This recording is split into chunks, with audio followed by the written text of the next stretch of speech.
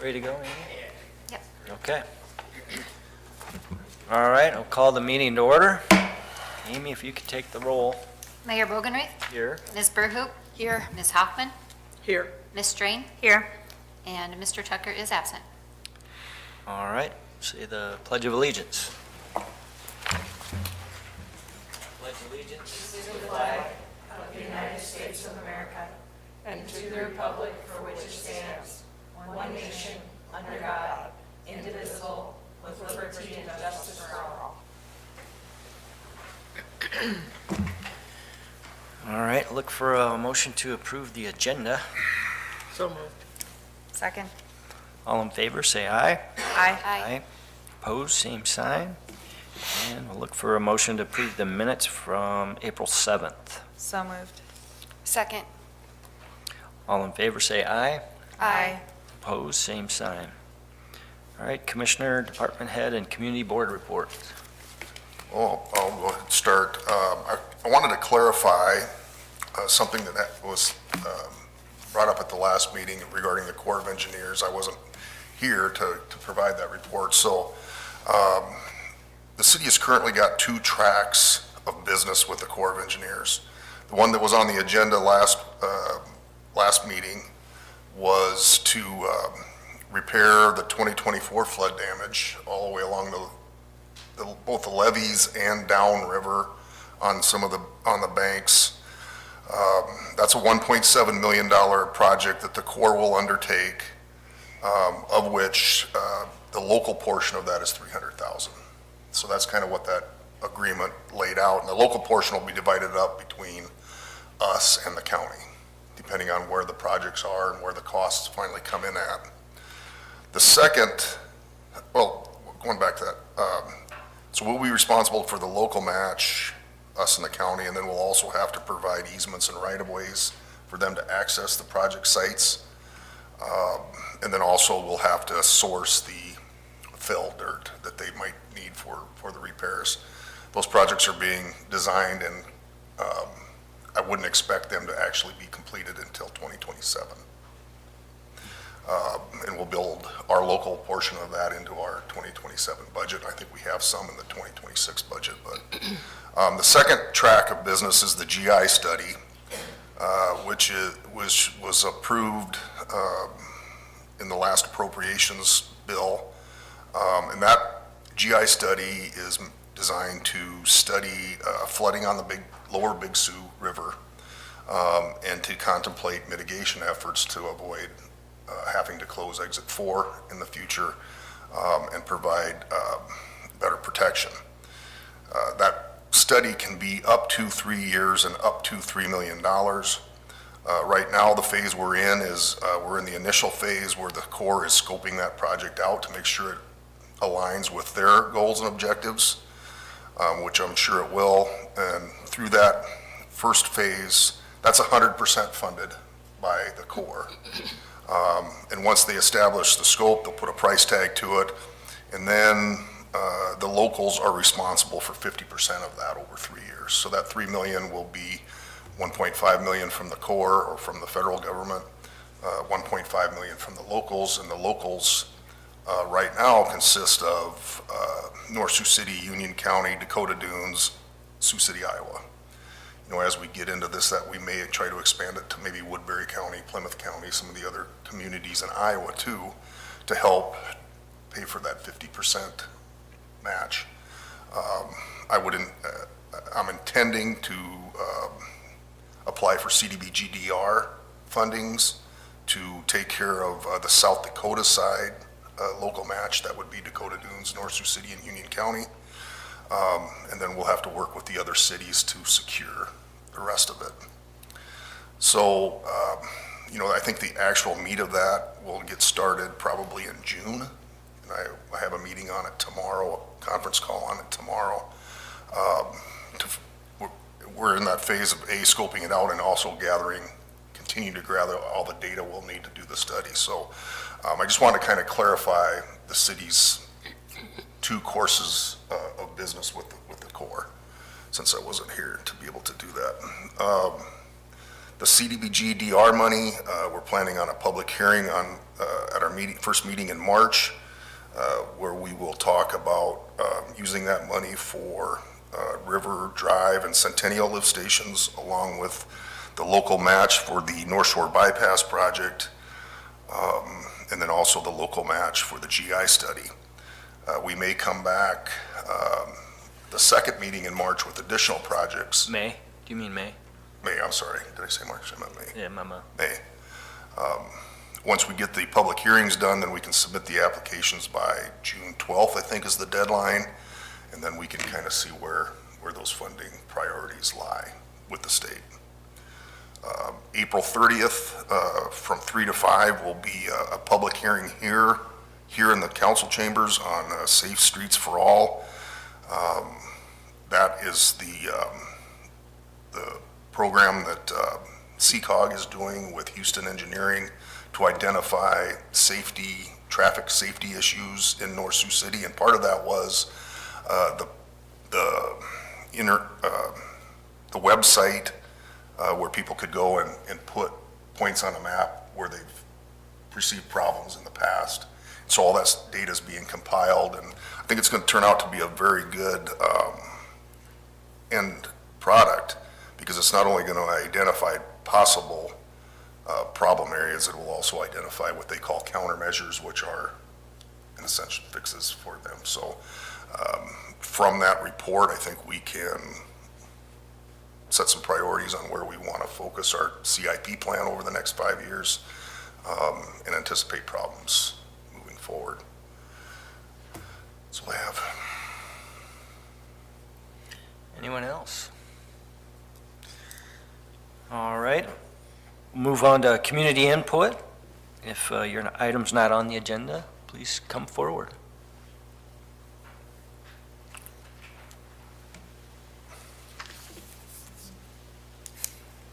You already know me. Hi, Anna. Hi. I wanted to congratulate you guys on the job that you're doing with keeping the traffic at a minimum on North Shore by Penrose, and that they're doing a good job of keeping those gates closed. I still see people trying to get around, but I've found out if I stand on my deck with my phone out, it usually gives them a discouraged enough to turn around and go the other way. I mean, I actually had to tell one lady not to move the barricade, because she was going to move it, and I said, you know, you're going to get a ticket for that. And she said, well, how do I get to my house? I said, well, you park and you walk like everybody else has to. And then, so, and she thought about it for a while, but then she did get back in her car and turn around, so that is a good thing. One of my other concerns, I did talk to John about it a little bit, is where they're putting that temporary road in. It's pretty close to a couple of our trees, one of mine and one of Kendra's, and we're hoping that they don't do any damage to those trees when they put that temporary road in. So. And you know which one I'm talking about, Jeff, is that pine tree? Yeah, yep, And so, we'll look at it. and what was the other thing I was going to ask about? Oh, they're still wondering when they're going to get the dirt behind the houses on Penrose? Yeah, that actually is being discussed tonight. That's on the agenda tonight. Okay, all right. Well, thank you, guys. All right, Doing a good job. thank you. Anyone else? All right, move on to the agenda. First thing is North Shore Bypass.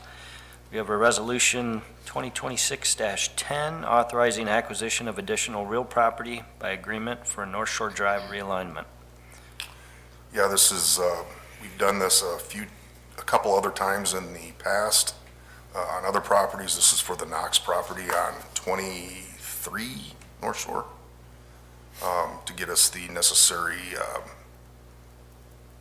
land acquisition and temporary easements we need for that project.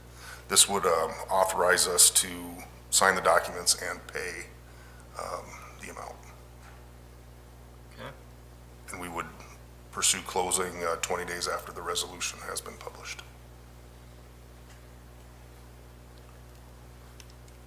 Is there a motion to approve this resolution? I'll make the motion to approve Resolution 2026-10. Second. Any other discussion? All those in favor, say aye. Aye. Opposed, same sign.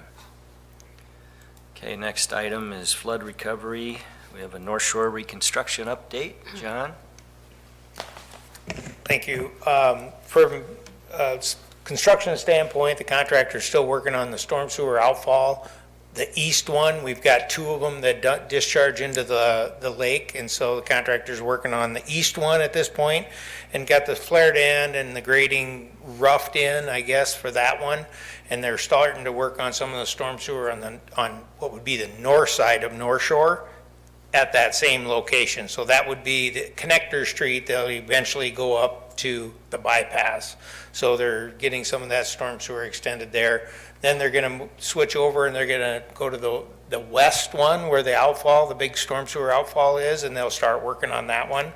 The water's coming up fast, so we anticipate some of the shore protection may have to wait till this winter to do some of that, just because the water is coming up fast enough where they're not going to get their shore protection down, tied in low enough. So I just want to let people know that, but that's out of the construction traffic, it's out of, street traffic and things like that.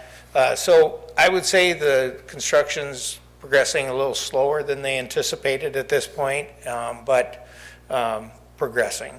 So, any questions?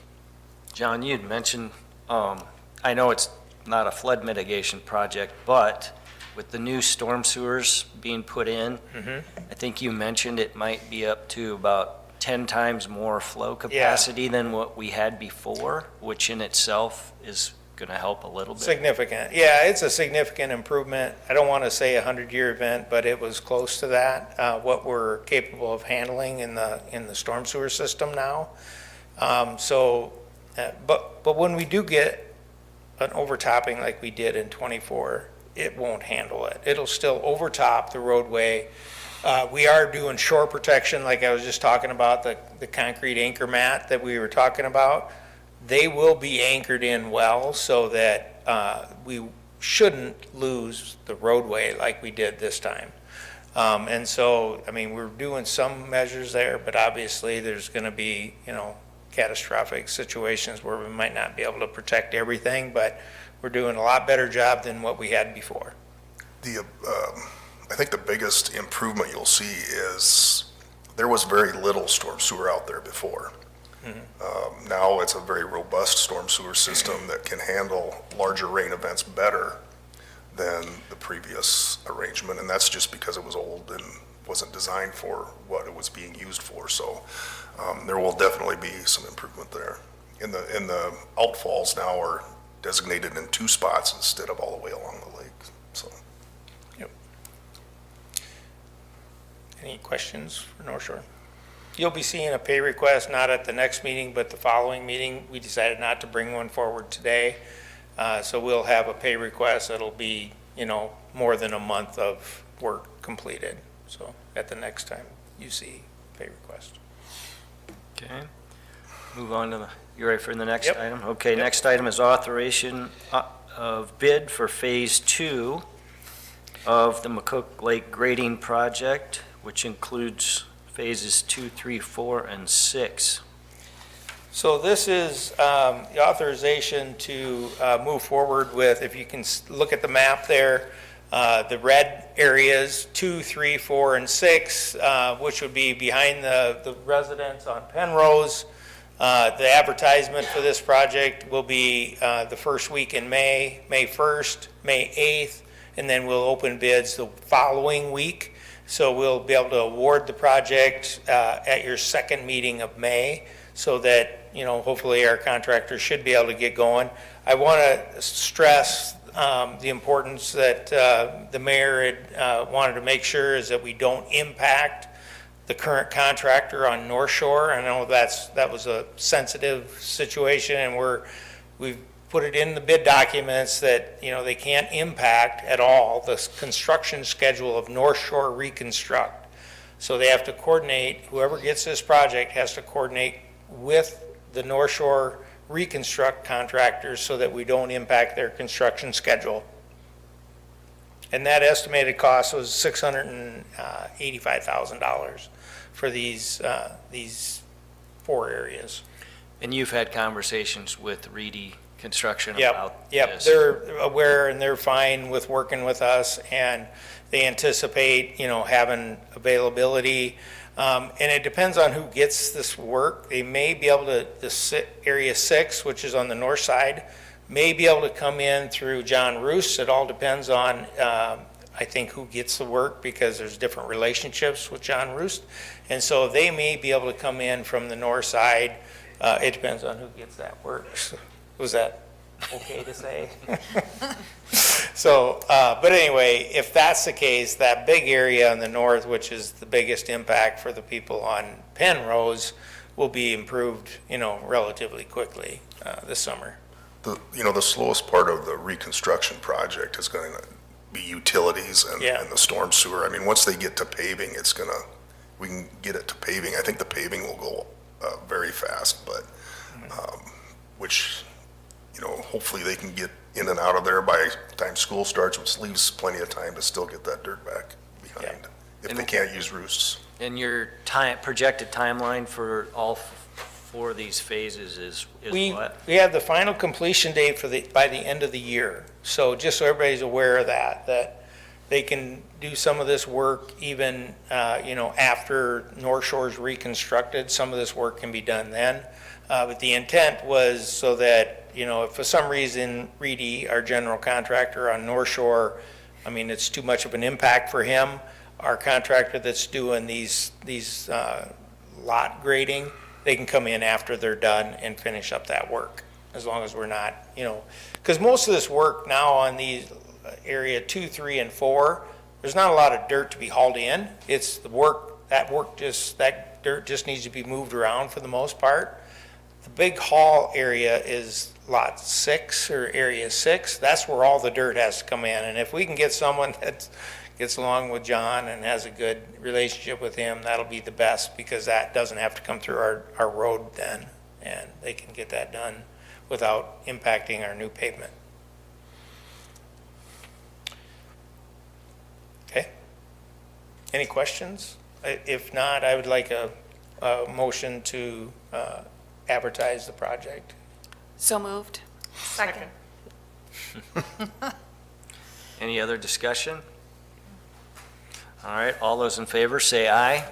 Aye. Opposed, same sign. Motion carries.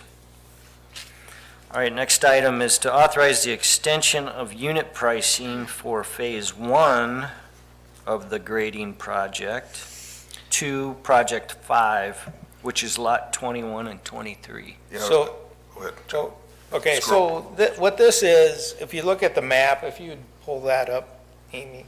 So Lot 5, or Area 5, not Lot 5, Area 5, which is part of this Knox resolution that you approved tonight for some of that acquisition, this would be just an extension of unit prices from our bid that we did on number 1, Area 1.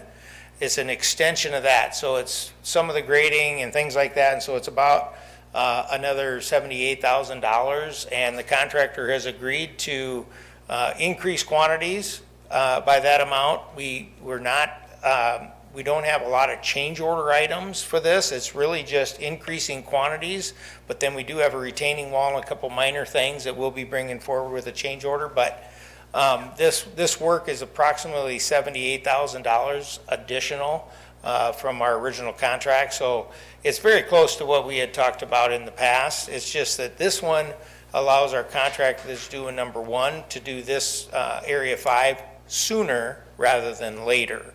And that'll help us out with the North Shore reconstruction project as well. This site, So- this site can be accessed off a leisure lane. Right, yes. And so we'd recommend moving forward with increasing quantities and adding this to the current contract with Lieber Construction. So moved. Second. Any other discussion?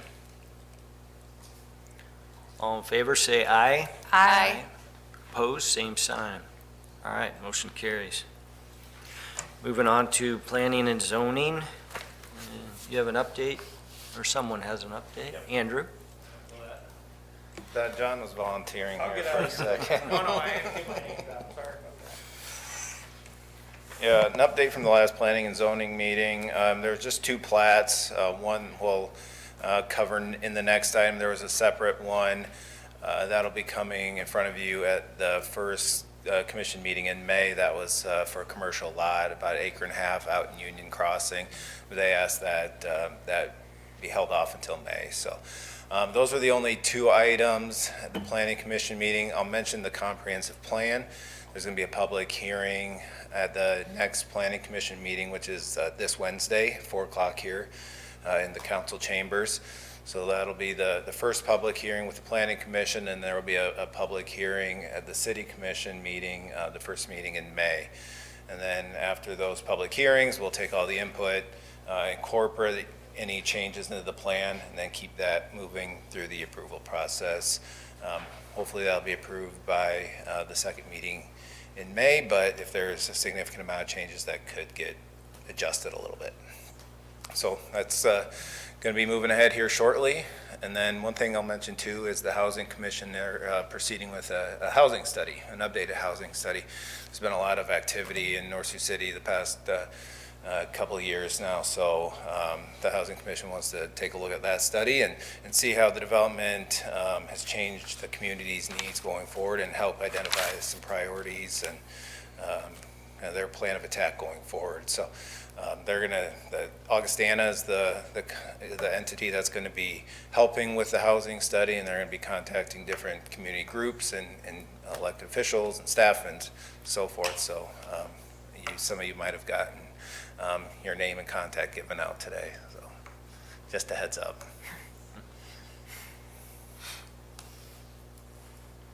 So this plat, are we approved? No. Yep, so we can go to the. Oh, okay, that second was item just under your Plan update. 3. That was just the update. So yeah, this is a plat out in the Flynn Business Park. It's pretty simple. It takes about a 3.5 acre lot, subdivides it to a 2 and a 1.5 acre lot. The Economic Development Corporation is going to be selling what's shown there as Flynn Tract 7. Lot 3, we'll be selling that 2 acre piece to a business, and then retaining the remaining of lot 9C. It's in about 1.5 acres, and we'll market that. All right. Is there a motion to approve the plat? Motion to approve the plat change. Second. Any other discussion? All those in favor say aye. Aye. Opposed, same sign. Motion carries. Thanks, Andrew. And then next is fireworks application approval.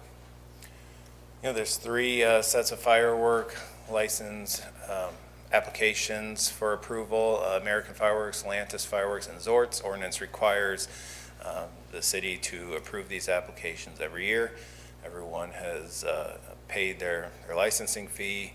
They provided their state licenses. Everything looks good to go. Okay. Need a motion for that? I'll make a motion to approve the applications. Second. Any other discussion? All those in favor say aye. Aye. Opposed, same sign. Motion carries. I think you're still up, Andrew. Appointments for the Housing Redevelopment Commission. Yeah, this was interesting. So as we've been trying to resurrect the Housing and Redevelopment Commission, one of the things that was needed was a bylaw update. They were still operating under their original bylaws from 1996. And so as we were working through this, I had sent the bylaws over to Sarah, and she discovered that these positions on the HRC needed to be appointed by the mayor and then approved by the commission. Apparently in the past, that wasn't happening. It looked like HRC, it looked like actually they had a lot of the same board members on for quite some time. And so they just stayed on and kept working and doing great work. I mean, they've made a very good impact in North Sioux City, but weren't going through the appointment process that was that we should have been going through, that was required in state law. So looking ahead, we do want to get the appointments made for the HRC They have, we did go through an advertising process back, say, late 2025, where we were advertising for HRC members. We did get 5 who you can see here. So they have been meeting. They have been brainstorming ways to make a positive impact in North Sioux City, but we do need to officially get them appointed. They are required to do 5-year terms, and so this is actually kind of similar in a way to when the city commission took their 1 year, 2, 3, 4, 5, and then we can create staggered terms going forward. And we have a list here of Joni Christensen for the 1-year term, Darren Strain for the 2-year, David Welch for the 3, Dallas Mitchell for the 4, and then Jeff Rabbit for the 5.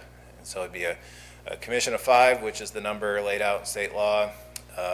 They will have ex officio members, so they have 2 ex officio members right now, but they could add more if they choose. But it's a good group. They're motivated. They're excited to make an impact. They're fun to work with. They'll keep me busy. I make a motion that we approve these members to the terms as listed. Second. Any other discussion? All those in favor, say aye. Aye. Opposed, same sign. I'm going to abstain. Oh, yeah, I see your name on there. All right, motion carries. Next is appointments for the Library Board of Trustees. Yeah, can you go to that memo? Leanne's not here, but she needs to have 2 members reappointed to the commission. They're currently on the commission. Sue Sutledge, does that sound right? Close enough. And Jane Lilly be reappointed to the Library Board of Trustees. I make the motion to accept Leanne's recommendations. I'll second it. Any other discussion? All those in favor, say aye. Aye. Opposed, same sign. Okay, motion carries. Moving on to financial, March financial statements. Okay, for March, I hate to say it, but it's a good thing but a bad thing, but things are kind of boring. Our cash balances have remained pretty much the same for the majority of the year. Any changes in December, operating-wise, or in March, operating-wise, we are up 279 for the month and 667 for the year. Capital projects, we're down a little bit, 29,860 for the year. So still looking good there.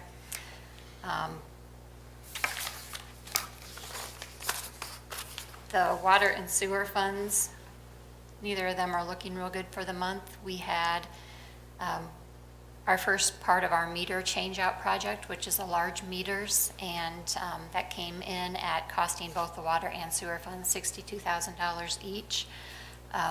Out of 77 meters identified in that project, we've switched out 74, I believe. So we'll continue to monitor and see if we notice a difference with those changes out. Also in March, we paid for the GIS program, and half of that came out of water and half out of sewer, and that ended up ironically being $62,000 out of each as well. So Rusty's excited about that.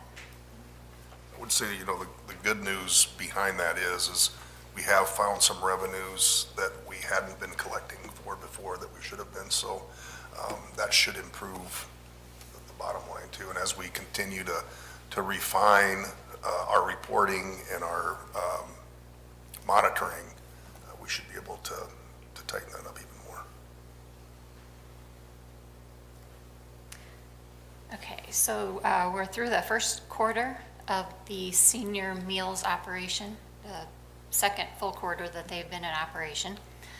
So I just wanted to give you a little, snapshot of that fund.